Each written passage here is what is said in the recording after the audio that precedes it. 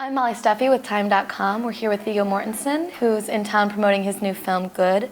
Viggo, thank you so much for joining us.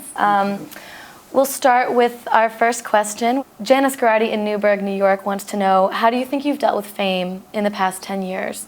Do you think you would have been able to handle such attention in your early 20s? I don't know. Maybe, I think probably what would have happened is I would have got tired of the whole circus. Now, I've had a chance over the years to learn how to do the job, make mistakes on film, but in roles that not so many people saw. And by the time I got attention and the others in Lord of the Rings got all that attention, I don't know if I was ready for it, but I understood that, well, that's fine, all the attention, but then the next job you're going to have to work at it. And I also have had a lot of good experiences. There's not very many actors that can make a living for years, as I have. So if it all ends right now, I'm fine. From Ariel Davis in New York City, who writes, you've explored poetry, painting, photography, and music in addition to acting. Which art form is your favorite? I don't really separate them. They're all the same thing. I don't think children separate different artistic, they don't separate themselves either. They don't say, as adults do, well, there are artists and then there are other people. Kids, if they want to draw, they draw. They want to sing, they sing. They want to pretend they're the Lone Ranger or Aragorn or an elf or a monster. They just do it. They don't think about it. It's only adults that make that distinction, and I think that everybody, even when they grow up, is an artist. It's just a way of living, being an artist, and that's why I don't separate different artistic endeavors. It just has to do with paying attention, remembering, filtering what you see, and answering back, participating in life. This next question comes from Frank Pinacini in Bayside, New York. Viggo, many of your films deal with a significant amount of brutality, like your recent movie Eastern Promises.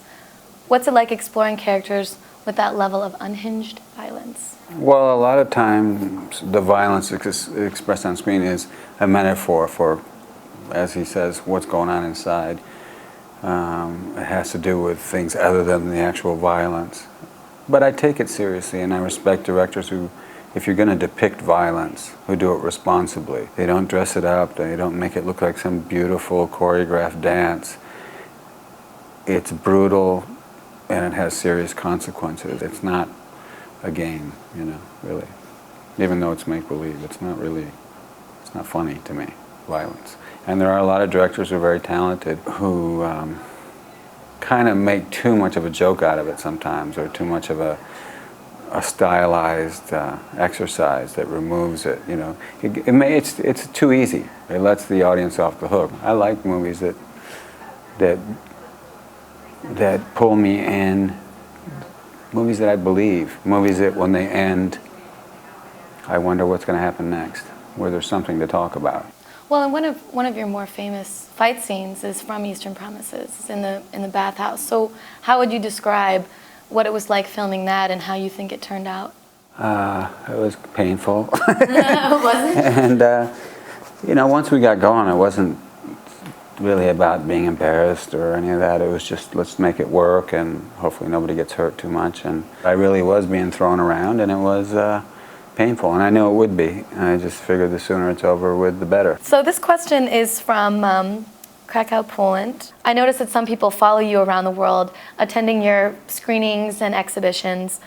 What's it like getting that kind of attention? Is it flattering or unnerving? Both. It depends. I'm flattered that there will be people from Germany and Japan that will show up when I have a photo exhibition in Iceland, or a movie premiere in Spain or Canada or wherever. Yeah, of course it's flattering, but sometimes I worry about it. I say, well, you guys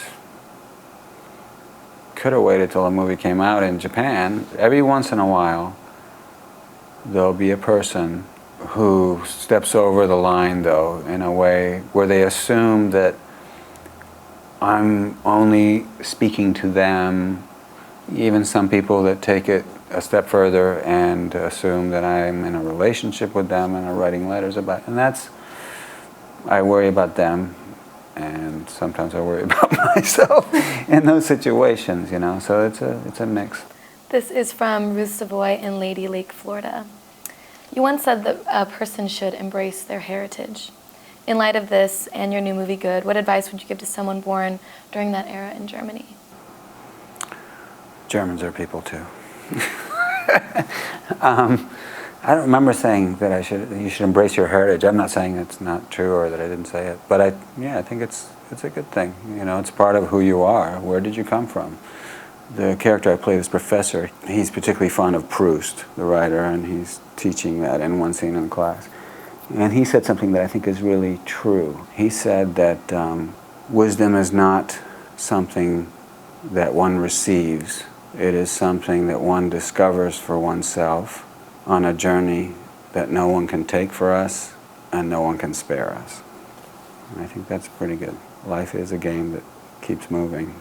You know, even as you're playing it, the rules change all the time, and you got to be flexible.